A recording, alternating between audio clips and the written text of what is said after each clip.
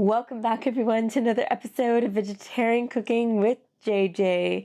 I've got my voice back, so there's not going to be any males putting on female voices in this episode. In last week's episode, I made it vegan pumpkin pie, so we went the sweet route in that one. In this week's episode, we're going to stick with the pumpkin theme, except I'm going to go the savory route, and I'm making a vegan pumpkin soup. Nutritious and delicious. And instead of using the canned pumpkin puree, I'm going to be using the pumpkin filling from my carved pumpkin. You can check out what that looked like over here. So let me know in the comments below, are you a fan of the pumpkin in general, or maybe something specific like the pumpkin pie or the pumpkin soup? I'm always interested in hearing from you, so drop me a line down below. I want to give a quick shout out to all my subscribers. Thank you so much for your support, and anyone who hits that thumbs up button, comments below, and shares my various videos. Your support is greatly appreciated. So without further ado, let's head over to the kitchen and get cooking!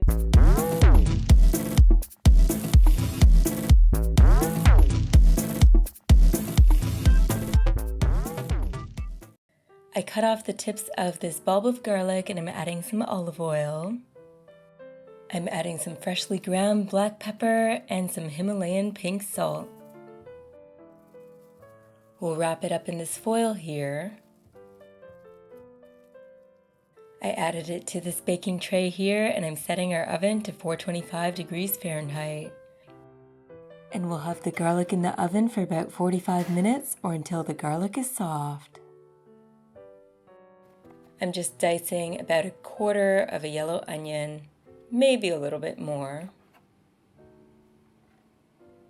And I'm adding 2 cups of our fresh pumpkin filling to our food processor. This portion is going to be enough for 2. So we'll make sure it's nice and pulverized in our food processor.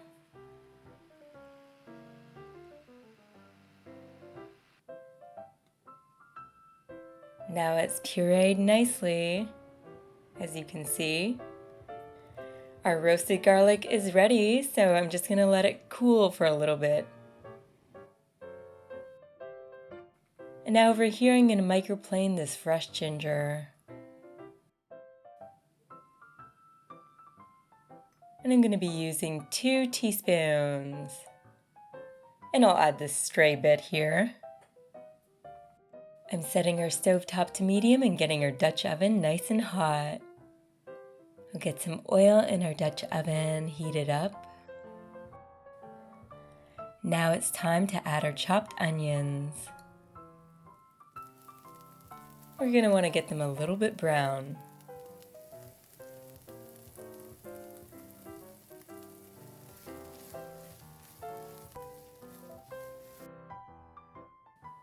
Now it's time to add our pumpkin puree from our food processor. We're going to mix it up with the onions. Pumpkins contain beta-carotene, vitamin A, potassium.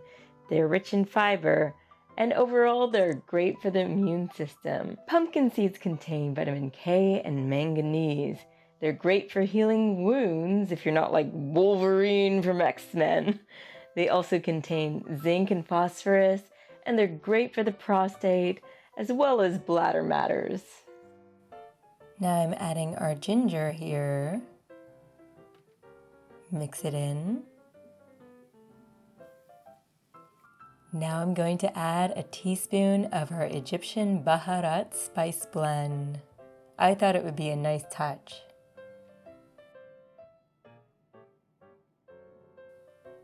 And I'm adding a 1/2 teaspoon of our Chipotle Chilli. I wanted to add a little bit of a smoky flavor to the soup. And I'm adding a 1/4 teaspoon of our Indian Chilli. I wanted to add a little bit of spice to it. This is an optional addition, of course.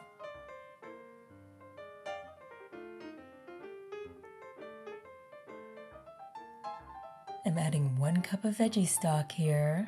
This was the homemade kind. And there's another cup of veggie stock that was not homemade. I'm going to add another cup of veggie stock. We have our roasted garlic we're adding to the mix.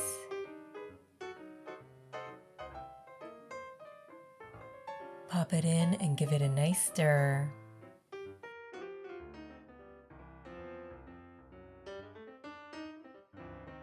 We're going to make sure our heat is set to low, cover it, and let it cook up so all the flavors get infused. Some other fun tidbits about pumpkins. The Pilgrims, sometime after the year 1620, brought their pumpkin pie recipe with them into New England. This recipe was altered. It didn't have a crust. No crust. I personally love my pumpkin pie crust from last week's recipe. In early New England, they would cook the filling directly in the pumpkin. They would also add apples and pop it directly in the fire. But a lesser known fact is that Native Americans had their own pumpkin pie recipe even before this. And they would gift settlers pumpkins and even share some of their cooking techniques with them.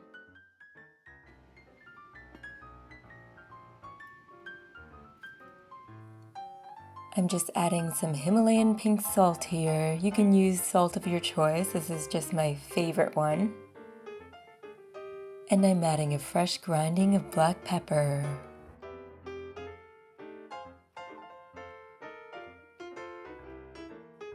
I'm going to let this cook on low, covered for a bit longer. I remembered I wanted to add 2 tablespoons of maple syrup, so here we go.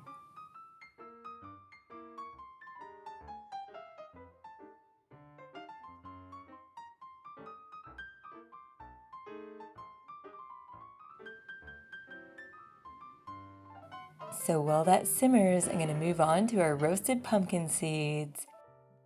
I have a bowl of water here, so I'm just plunging in our pumpkin seeds into the bowl of water. This will help to separate the pumpkin from the seeds.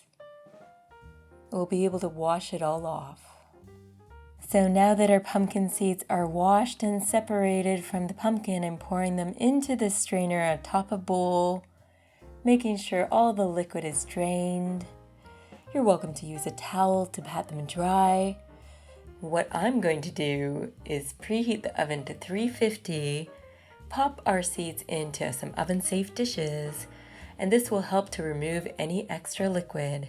Back to our Dutch oven, I'm adding about 1/4 cup of our oat cream. I use this in the pumpkin pie recipe as well. You're welcome to go for coconut cream if you can't find oat cream. I just enjoyed it so much, so I'm using it here too. I'm using our hand blender to blend everything up nicely. One type of pumpkin soup was created by Haitians to celebrate their independence from French colonists, a rich contrast from the bland foods they were forced to accept. Their pumpkin soup contains lime, sour orange, and pickles, a spicy pickling vinegar. Now it's time to take our dried pumpkin seeds out of the oven. I'm going to preheat the oven to 425. We're going to coat the pumpkin seeds with oil. Not too much oil though. I'm adding the Himalayan salt and our freshly ground black pepper. And I'm going to sprinkle on our garlic and herb spice blend. You can use a spice blend of your choice.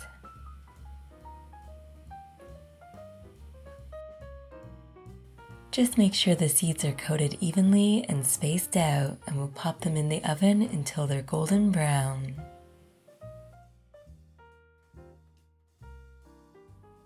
It turns out the ones in the metallic pan got more brown, and the ones in the glass dish got a little bit less brown, still golden brown. For the purposes of this soup, I'm going to be using the lighter ones for contrast. Now it's time to ladle our soup into the bowl.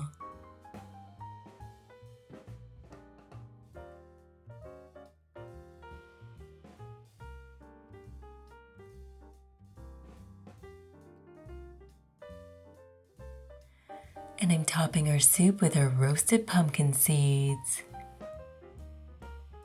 And I'm drizzling in our oat cream for the finishing touch.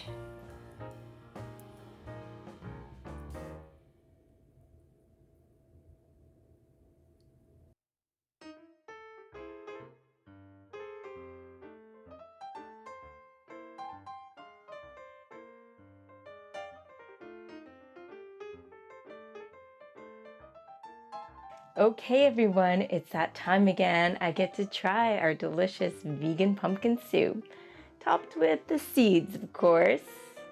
I wanted more of a contrast, so I went for the lightly roasted seeds. They're still roasted all the way through, just for the visual effect. The others I will enjoy while snacking.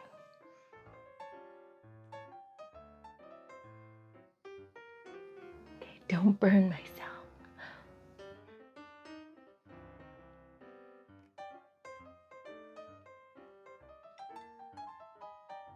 It is very delicious, comforting, and soothing. Now I use the oat cream, so if you're not in the mood to use that, you don't have to.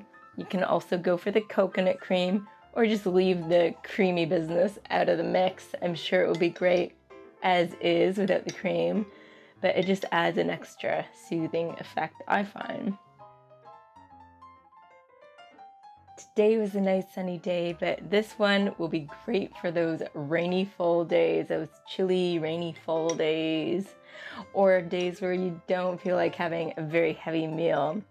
I was actually going to top this soup with chives, but funny enough, the farm boy downstairs didn't have any chives, so I was not going to search all over different grocery stores. So there's no chives, but that's another idea. You can top them with some chives, enjoy it with a salad, some bread, if you're not avoiding bread products, or even flatbreads would be nice too.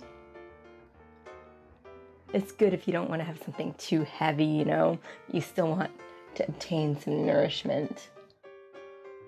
If you try this recipe out, feel free to drop me a line down below. I'm always interested in hearing from you. Or if you make your own variation or have your own pumpkin soup recipe, feel free to share whatever you do in your kitchen. This is JJ signing off, keeping things real and interesting in my kitchen and in yours. Bon appetit.